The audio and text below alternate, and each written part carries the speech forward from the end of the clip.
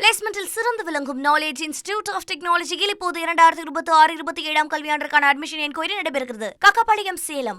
ஆளுநர் உரை அப்படின்றது மரபு. ஆனால் ஆளுநர் ஒவ்வொரு ஆண்டும் இதை படிக்காமல் புறக்கணிக்கிறார் அப்படின்ற அடிப்படையில் ஆளுநர் உரையையே விளக்கக்கூடிய நடைமுறைக்கு திருத்தங்களை மேற்கொள்ள முயற்சிக்கப்படும் அப்படின்னு முதலமைச்சர் ஸ்டாலின் கூறியிருக்கிறார். இது தொடர்பான கூடுதல் விவரங்களை தலைமை செய்தியாளர் ராஜா வழங்க கேட்கலாம்.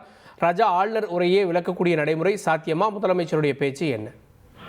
ஆண்டின் தொடக்கத்தில் ஆளுநர் உரையை விளக்கும் நடைமுறையை அரசியலமைப்பு சட்டத்தில் திருத்தம் செய்ய முயற்சிகள் மேற்கொள்ளப்படும் என சட்டப்பேரவையில் முதலமைச்சர் திரு மு.க. ஸ்டாலின் தற்பொழுது தெரிவித்துள்ளார்.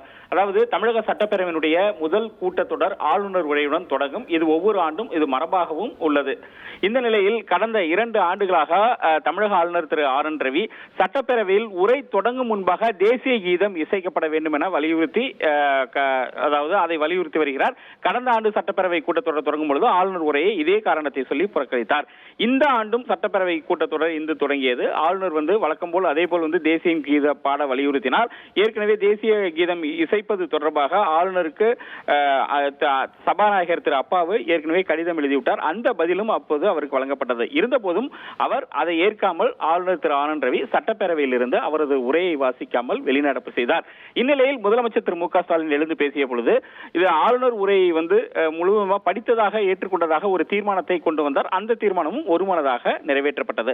அதன் பிறகு முதலமைச்சர் திரு மு.க. ஸ்டாலின் ஒரு விஷயத்தை வலியுறுத்தினார். அதில் ஆண்டின் தொடக்கத்தில் ஆளுநர் உரையை விளக்கும் நடைமுறையை அரசியலமைப்பு சட்டத்தில் திருத்தம் செய்ய முயற்சிகள் மேற்கொள்ளப்படும் என்றும் இந்தியா முழுவதும் இந்த நடவடிக்கை அமலுக்கு வர நடவடிக்கை எடுக்கப்படும் என்றும் முதலமைச்சர் திரு மு.க. ஸ்டாலின் தெரிவித்தார். அதே போல் சபாநாயகர் அப்பாவும் மீண்டும் தன்னுடைய விளக்கத்தை சட்டப்பேரவையில் பதிவு செய்தார்.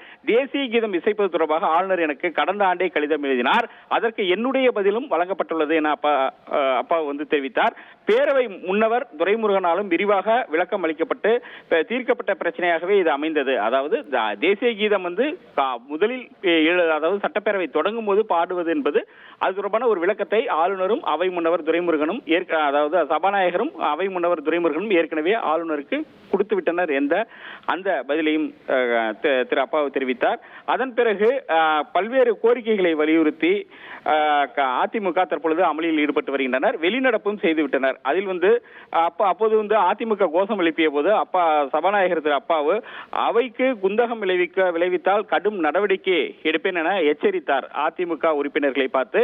தற்பொழுது ஆளுநர் உரையினுடைய தமிழாக்கத்தை சபாநாயகர் திரு அப்பாவு சபையில் படித்து வருகிறார். அதே நேரத்தில் அதிமுக எதிர்க்கட்சித் தலைவர் திரு எடப்பாடி பழனிசாமி தலைமையில் அதிமுகவினர் தொடர்ந்து கோஷம் எழுப்பி வெளிநடப்பு செய்து சட்டப்பேரவையினுடைய அந்த நுழைவாயிலில் தற்பொழுது கோஷம் எழுப்பி வருவதை நாம் பார்க்க முடிகிறது.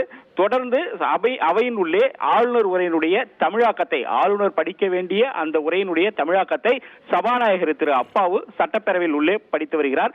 வெளியே அதிமுக எதிர்க்கட்சித் தலைவர் திரு எடப்பாடி பழனிசாமி தலைமையில் ஆர்ப்பாட்டம் கோஷங்கள் எழுப்பி வருகின்றனர். பிளேஸ்மெண்டில் சிறந்து விளங்கும் நாலேஜ் இன்ஸ்டிடியூட் ஆஃப் டெக்னாலஜியில் இப்போது 2026-27 கல்வியாண்டிற்கான அட்மிஷன் என்கொயரி நடைபெறுகிறது. கக்கப்பாளையம், சேலம்.